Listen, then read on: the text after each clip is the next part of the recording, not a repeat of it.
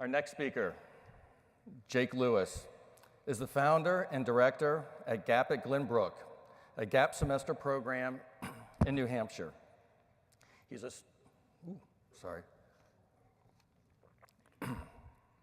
storyteller, a writer, an outdoorsman, and a father. In his work as a program leader, Jake has guided dozens of youth and young adults on wilderness-based initiatory journeys in the wilds of New England. This is his first AEE conference. Welcome, Jake.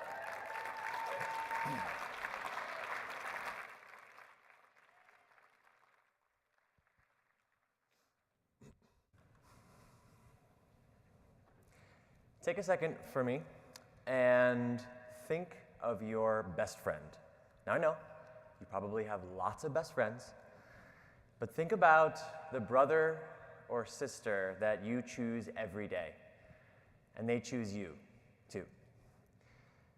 That was what Evan and I called each other, the brothers that we chose every day. This man was immense in his love of life. He and I walked 500 miles along El Camino de Santiago together for 30 days, spending a grand total of 4 hours apart, and sang through the entire opus of The Darkness, you know that band, I Believe in a Thing Called Love, just wailing it out. We sang every sea shanty we knew and plenty that we didn't on this trail. We shared a love of epic stories and storytelling and high adventure, and we would often talk about growing old together and sitting in our rocking chairs and recounting old stories, and also the ways that we would die and what we would do for each other. We had decided that a Viking funeral pyre would be best. We reveled in the reckless devotion that we had for one another, never doubting that one would go to the ends of the earth for the other. But I found myself keening on the shores of an island in Maine at the height of summer. My co-leader and I were 2 days into a 5-day canoeing expedition with our 10 teenage campers. We called them the Falcons.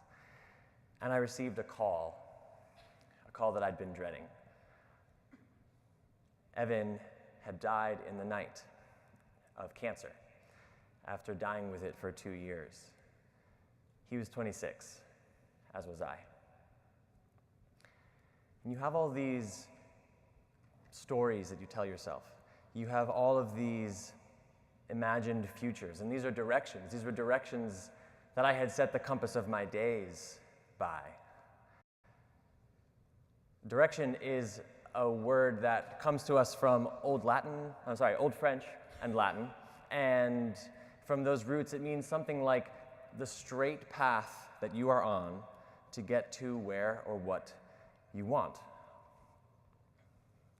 Well, when I received that call, the poles of my compass flipped, and all of the straight roads to my future disappeared.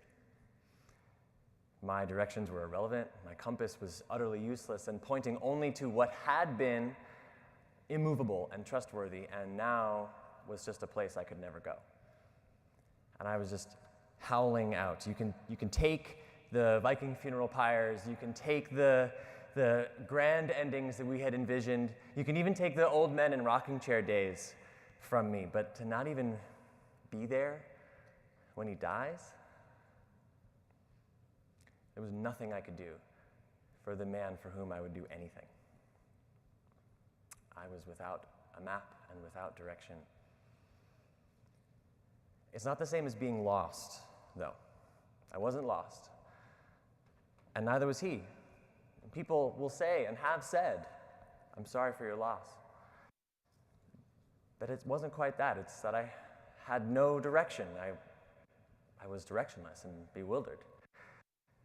Bewildered is a word that comes to us from Old English. And in its Old English formulation, the prefix be is an intensifier. It means something like thoroughly. And wilder, well, it's related to wild, uncultivated, undomesticated.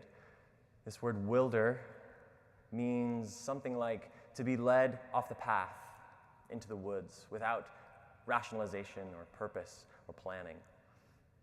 Put these two together. Bewilder is to be thoroughly and utterly wandering. So I was bewildered as I stood on the shore of this lake, and I was a wreck, and wrecking publicly. And I looked to the northeast along the shore, and there were my falcons swimming in the water. And they knew what had been going on, and when they saw me weeping, I imagine they assumed what had happened. And they started swimming over to me. And they didn't do anything, they didn't say anything, they didn't have the language, and neither did I. And I was still their leader, and I was bewildered, thoroughly. Now, being bewildered is not much use if you're trying to be useful. You're wondering. I'm literally the guy with the map in this moment. And they've come to me, and I can see in their eyes that they're looking to me for direction. I don't have it. And it didn't really occur to me, this moment didn't really unfold until I was working on this story for all of you. Because in that moment, I would have given anything to have been with my friend when he died. Instead, I'm standing in front of my 10 teenage campers.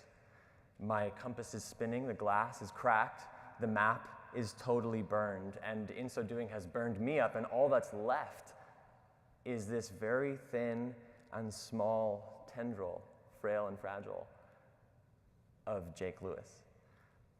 Not much to hang a hat on. And in working on this for you, I recognized that the falcons had come to me, and they were wondering, they were looking to me and wondering, should this happen in our lives? Is it possible to wander this far off the map and make it back? And you can get lost when the poles of your compass flip, when all of the directions by which you've set your course no longer apply. You can. People do. For fear of getting lost, it's easy to think that bewilderment is no good, that wandering is not very useful. But it's not the same as being lost. It's more like anti-direction. It does what direction can't do. And what direction can't do, what direction can't lead you to, is an uncultivated, undomesticated, and meaning-free encounter with raw and unmitigated life. That's bewilderment's job. And so I am bewildered right now as I recollect the death of my best and brightest with all of you, as I live it out with you up here. There's no meaning that was ready-made from Evan's death, or any death.